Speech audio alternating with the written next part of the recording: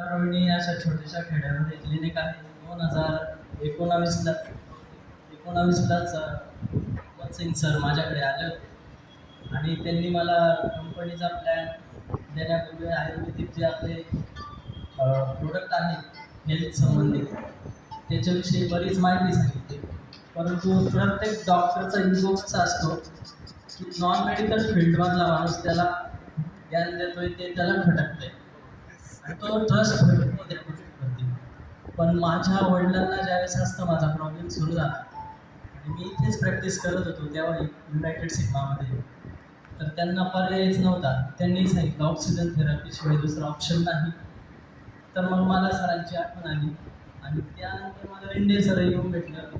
मी सरांना फोन केला, क्लास असं आहे.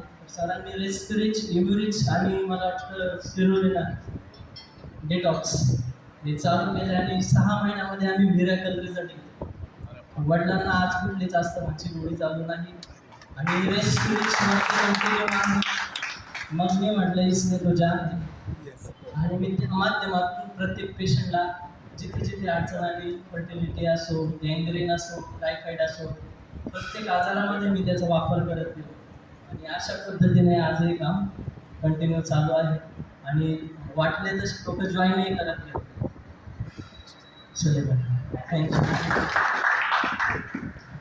नमस्कार मित्रांनो, 2 मिनिटं वेळ देतो तुमचा. आज आदरणीय डॉक्टर योगेश बळे सर तुमच्या समोर उपल म्हणून या ठिकाणी त्यांचा सत्कार आपण केला. मित्रांनो, सर जॉईन होण्यापूर्वीची एक छोटीशी स्टोरी आहे ती तुम्हाला सांगतो.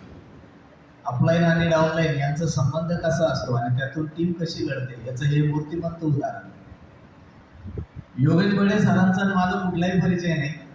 त्यांना ज्यांनी बोलवलं होतं ते आमचे मित्र होते, विलास जाधव नावाचे.